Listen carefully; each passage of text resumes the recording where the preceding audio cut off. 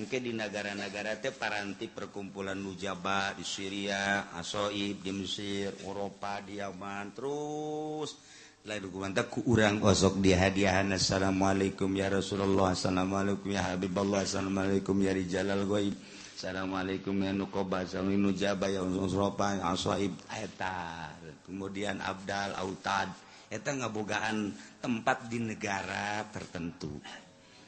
Nah gitulah warige lamun kurang dicaritakeun perang Palestina teh modern, senjata nu sangat sederhana tetapi loba korban nu luar biasa di Israel ge sarua bae encan anu salalatres jeung nu araredan. Tapi engke dibuktikeunana mah ku Gusti Allah terakhir Mahdi. Jadi urang kuari carita segala khalifah, carita segala gitu pemimpin Islam boleh-boleh sajalah, tetapi moal terjadi nu bakal terjadi mah engke pemimpin terakhir Mahdi. Iraha engke kapan Mekah dilegaan, Madinah dilegaan, didinya bakalna engke aya jelema antara maqam baina rukni wal maqam, nyana salat bae didinya teu eureun-eureun salat bae Allahu akbar. Allahu akbar. Asal salam Allahu akbar. Cirina geus dibejaan hiji irungna mancung, kadua buukna kos Kangjeng Nabi, turunna Kangjeng Nabi ngaranna Ahmad bin Abdullah, dimahdikeun ku Kangjeng Nabi. Ieu nangke aya hunungan di dieu di pipina teh. Jadi moal keliru. Geus dibejaan tanda-tandana, besi di lemur ente aya nu hunungan. Ah, ieu Mahdi gantung ya gahna. Make bajuna 2 lapis abaya teh baju gubah cuman belah hareup, nu hiji jerona putih, nu hiji di luarna hijau gagah. Kemudian make udang-udang, sanggeus udang-udang make kurung ka dieu make 3 sorbana. Ieu ge nu di lembur sok make 3 teh eta mah di eta sehingga ada eta mah di eta. Jadi geus geus dibejaan ku Kangjeng Nabi melalui hadis-hadis Kangjeng Nabi nu sok bacaan hadis mah mentak engke henteu kaget, henteu aneh, henteu keliru, jaga geus dibejaan ku Kangjeng Nabi salat be Allahu akbar. Teu mailu ka sasa. Allahu akbar. Allahu akbar. Salat sementara di negara-negara geus kacau. Di mimitian ku Syria kacau na luar biasa, Palestina, Irak, Iran, Mesir, Yordan, kabeh, Yaman, Turki, Maroko bakal kalut gede moal eureun-eureun. Lantaran geus berbau-bau agama, mulai ka dieu ka ASEAN. Ya, mulai tuh Cikupa. Etalah Indonesia terus kacau mantak pemimpinna moal nu baragus, nu garoreng, anu loyal terhadap Amerika. Geus dikitukeun bae. Urang satu sisi yang memperjuangkan, satu sisi ingat ke hadis Kangjeng Nabi moal terjadi kiamat atuh lamun teu acak-acakan jeung moal turun-turun atuh Mahdi teh. Mantak satu sisi urang menggebuh yang memperjuangkan, satu sisi geus aya tulisanana ti Gusti Allah nyanggakeun sadaya-daya ka Gusti Allah. Engke bakal didominasi di Indonesia khususnya umumna di dunia ku kafir. Dominasinya kumaha? Satu masjid, satu gereja, satu masjid, satu gereja, satu masjid, satu gereja. Urang inget beka omongan nini urang baheula. Siage mah. Hiji masjid, hiji gereja ceknyana. Hiji masjid, hiji gereja. Iraha eta mah engke di mana-mana tahu geus buleud. Eta ngomong kos ngalagaan kuari tahu baruleud. Masyaallah karim. Ngomong asal lalagaan biasa jago nyai mah tahu buleud. Ya Allah, di pasar Kemis tahu buleud. Mimiti nyaho kula di Bandung jeung di Garut. Diperhatikeun teh sinaon nu baruleud.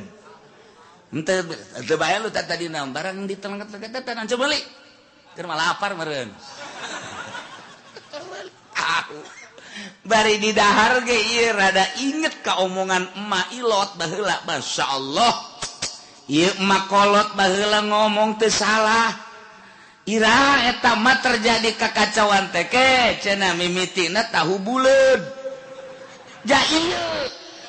Berarti tukang tahu bolon ya. Tahu buleud bebeneran. Eta emak Gusti Allah Karim. Aju naon deui mak? Engke di mana-mana lalaki jeung awewe sapake pakaianana kuari pisan mana deui naon deui mak di mana-mana sawah pelakna pelak listrik wanya mah sawah dipelakan ye engke mah melak pare listrik jauh kuari wetan sawetan listrik malulu kulon sakulon listrik malulu atuh dek pelakan sawah kumaha aja imah malulu dek dipelakan pare kumaha aja moal bisa beak bener engke mah jelema dagang ge dagang imah mah dagang imah sih kumaha mah dipapanggol lo ngomong teh mah ada dagang imah bae jelema orang lembur ge dagangna dagang imah aju urang meuli imah ge babari janu dagangna loba hayang gonta-ganti imah bisa nya mah engke mah kos kitu tadi akhir tah lamun geus kos kitu bakalna mulai gereja masjid gereja masjid gereja masjid kuari lamun diomongkeun mah ngeri kula mah kepemimpinan uyengan mudah-mudahan ulah terjadi lamun dibukakeun jejerona mantak muringkak bulu mantak para kiai para habaib nurada di berenya mah ngan tetep ngadoa jeung mulai pertahanan tapi wallahu a'lam jabongana kos kararitu ngan sia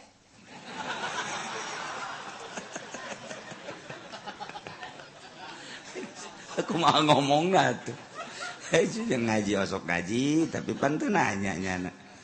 hanya kepentingan kurang tenulu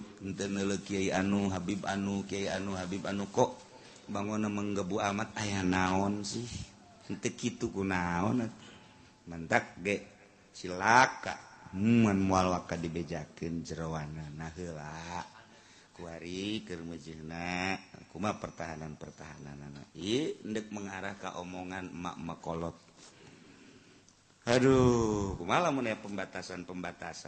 cara di Yordan cara di Mesir cara di Syria pembatasan tentang agama karena mayoritas atuh otomatis kan marudah hudang urang aya pembatasan di agama urang tetap hudang kajen kumaha ge sementara itu kan Amerika otomatis ngadu ribut kan wae ribut kalut gede dunia engke bakal engke memeh Mahdi jadi raja lah Amerika teh di mana-mana teh adidaya adikuasa geus pokona mah kabeh ge di bawah pimpinan nyana kabeh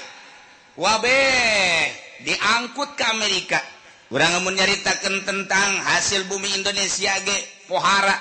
di Indonesia teh mun hayang nyaho mah poharanya sakayana kekayaan Indonesia per tahun teh 1.200 triliun 1.200 triliun salah setahun 1.200 triliun coba eta mun dipake meuli baso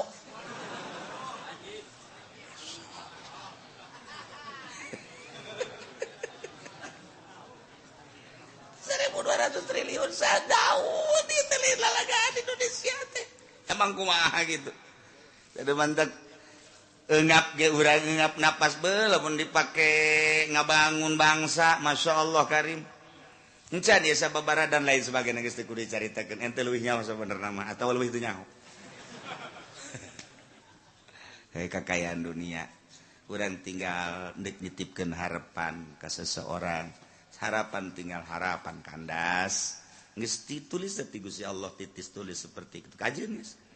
jaka dituna ge emang ma min zamanin illa ba'dahu sarrun ba'dahu ngan tetep urang ulah tinggal ai berjuang mah terus bae sanajan sarrun ge kewajiban urang mah memperjuangkeun menang jeung elehna mah lain urusan urang Allah nu nangtukeun ngan urang boga ganjaran berjuang modal kuari ngaji bae deuk diparake deuk henteu pokona mah teh kredit haram bunga bank haram deuk diparake deuk henteu mabok haram zina haram deuk diparake deuk henteu engke ge atuh aya hitung-hitunganna ieu di akhirat sakitu bae geus ulah hese-hese nah ieu carita kalut nah ieu bakal nangke di Indonesia kalut di Thailand kalut Malaysia kalut bae dunia kalut teu kuat pemimpin Islam lantaran loba nu dibunuh menta ke negara Arab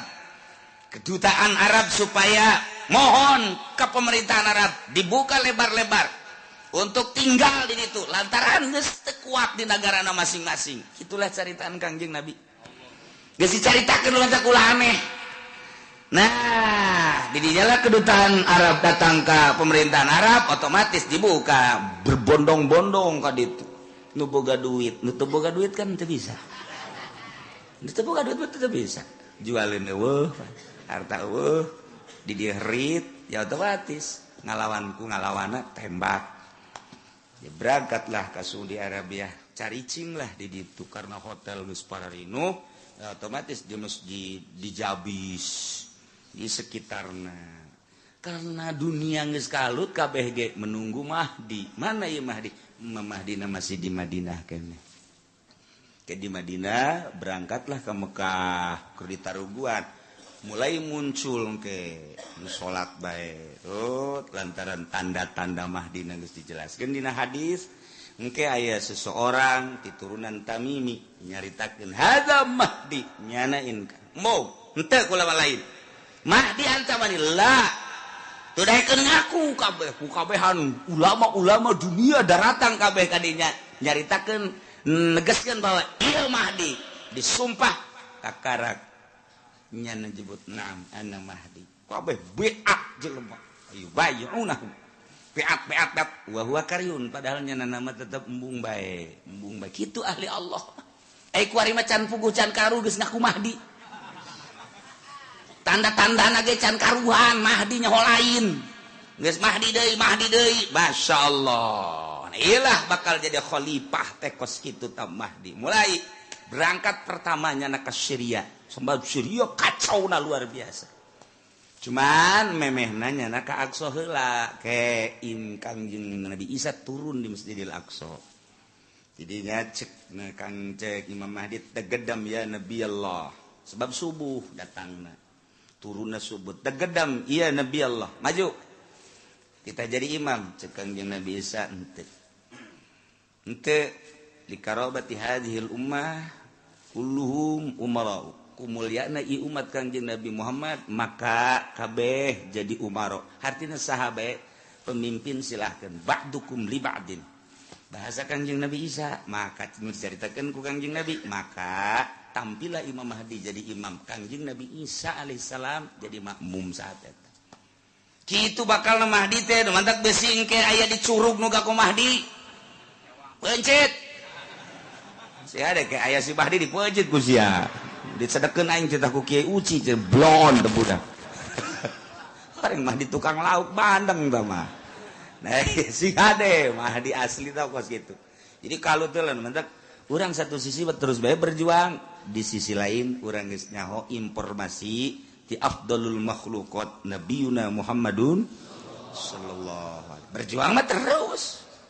ulah eureun terus bae engke masjid di Beleuman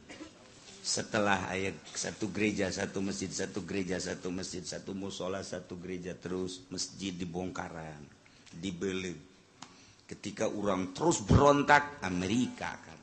Dajjal teh terus guys ternyata resa terus gitulah dimulaian seperti itu satu sisi orang ngeri satu sisi udah kumaha deui Kangjeng Nabi geus kos itu nyaritaan kudu kumaha atuh Kangjeng Nabi terus bae zohirina alal haq ente maot jadi syahid ulah sieun geus mantak memeh perang kuari ganti ngaran Muhammad syahid perang henteu di akhirat ka neraka aduh jorek asepan ke woi si syahid ka neraka manya syahid ka neraka orang ngaranna doang jaba baturan masih Predi kadinya main cimplong ya, sekelumit tentang Mahdi sekelumit tentang kejadian-kejadian mun kurang dibukaan syarah-syarah tafsir dina syarah Bukhari kadang-kadang orang jadi sedih kadang-kadang orang jadi semangat kadang-kadang orang jadi frustasi nah ingan geus moal dagang lah deuk naon tuh sararieun cek jana teh pamajikan kumaha nyana bae nu penting mah dek nangkarak sapos kitu nggak biayaan bu nah iyalah di akhir zaman jadi urang ulah kaget ulah sieun Palestina moal eureun perangna Mesir terus gontok-gontokanana Syria terus bahkan bakal ditambah Yaman bakal ditambah Yordania bakal ditambah Maroko Turki dan terus ka dieu ka urang ketika pemimpin nu terpilih teh pemimpin-pemimpin anu teu berbau agama di unggal negara kitu bae urang lamun nyaritakeun Mesir aduh pabelit jasa urang mun nyaritakeun Syria ku ari pabelit lantaran naon lantaran Amerika geus nyusup ka jero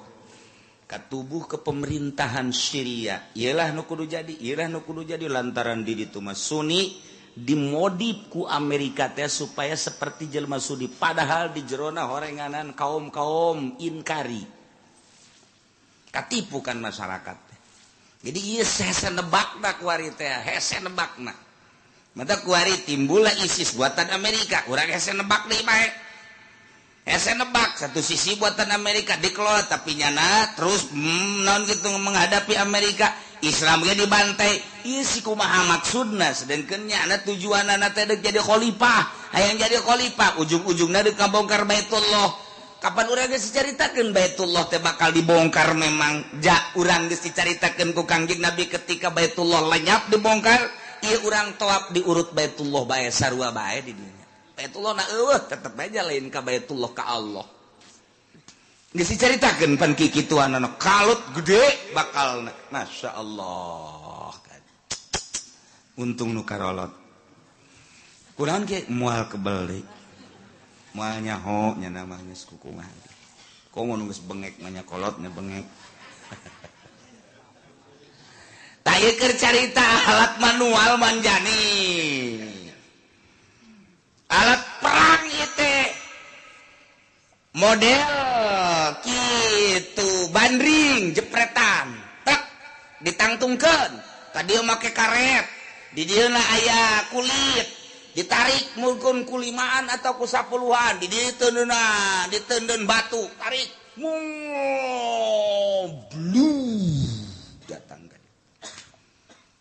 mungkin batu mungkin bom tuh ieu keur carita zaman baheula kuari mah kapan bisa 2 kilometer tembak sniper buatan Iran dipergunakan ku orang Palestina di jelema keur nangtung bae kieu tembak cet goler di mana cenah ieu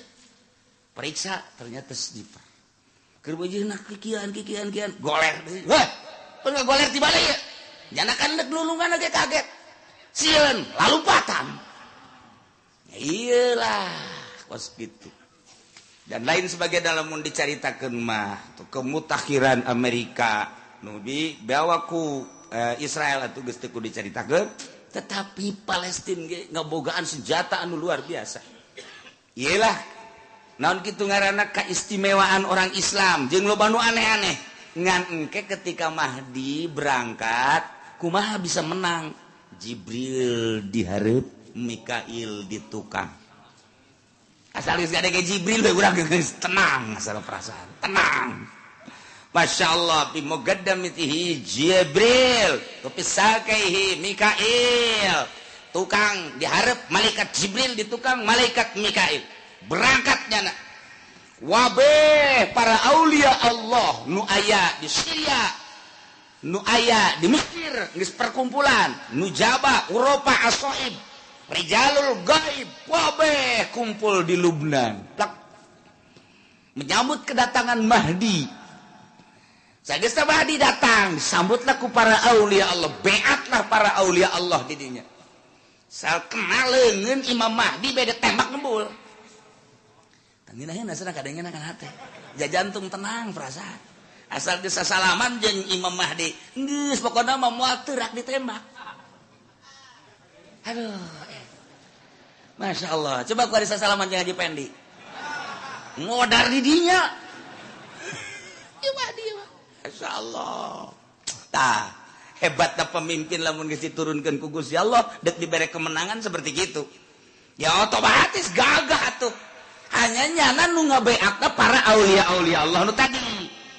anu aya di Gunung Lubnan memang eta nu diparentah ku Gusti Allah para aktob kutubul aulia nujaba uropa aswaid dan lain sebagainya rijalul gaib berangkat acak-acakan Syria hartina orang kafirna maju kuari ka Israel digempur terus maju terus ke Mesir gitu kene kafir kucar kacir terus ke Eropa ka dia terus ke Australia terus dunia kabeh kafir mah mulai khalifah nampak Mahdi geus nu menge kabar kafir biasa kadang aya kafir cintrek geus diome engke mah diome hanya engko apa di sini hanya kuari nyana ngome urang engke diome ku urang Jakarta diome ku singkoh ku bahasa Pak ayo deh ku ada geus kos itu kaayaanana nyanggakeun ka Gusti Allah ngan tetep keur mujurna alot kuari mata kurang mengansa kadar manusia anu lemah nu dhaif di urusan politik jeung perekonomian mah urang mah teu kabita asal ulah diganggu agama bae kan sakitu urang mah yang politik urang mah jadi partai henteu di organisasi henteu dina di organisasi aja urang mah teu becus di partai dengan seukur hayang ngelolohanana duitna doang yang terek ngebebener negara gitu keneh dan lain sebagainya tapi agama mentak cek Kangjeng Nabi doa nu paling istimewa Allahumma la taj'al musibatana fi dinina Kangjeng Nabi Gusti ulah ngajadikeun musibah kaula dina agama Allahumma la taj'al musibatana li ummati fi dinina Gusti ulah ngajadikeun musibah nu gede ka umat kaula tentang agama Kanjeng Nabi teh geus kos kitu berarti indikator di indikasina geus aya berarti engke di akhir mah musibah nu paling gede agama. Geus mun Kanjeng Nabi ngomong kitu ngadoa kitu eta tertanda kinaya di akhir deuleukeun musibah-musibah agama. Bener bae. Geus teu katahanan ku urang. Miti negara dicoplok-coplokkeun khalifahna. Geus eueuh khalifah mah kapan demokrasi asal geus demokrasi bae kan teu make Al-Qur'an. Nagara geus teu make Al-Qur'an kecuali manusia-manusiana tinggal manusia nu dibabad antak di Palestina teh geus lain peperangan tah geus biadab atuh ka orok-orok atuh dibunuh dedek geus nah ieu geus kos kitu kaayaanana keur carita keganasanana tapi kan Kangjeng Nabi geus carita nu mentak urang mah tinggal la haula wala quwata illa billahil aliyil moal turun Mahdi lamun teu acak-acakan ke Mahdi dibantu para aulia-aulia Allah subhanahu wa ta'ala mentak kuari teh urang lamun ningali para pi aulieun pi waliun hese pi waliun teh hese tetep aya ngan hese naon nu matak hesena hiji jelema nu ngasingkeun diri tina halayak rame geus eueuh kedua pan wali mah kudu pinter aya nu ngasingkeun diri ka teu mondok tama lain dek jadi wali sieun ka hansip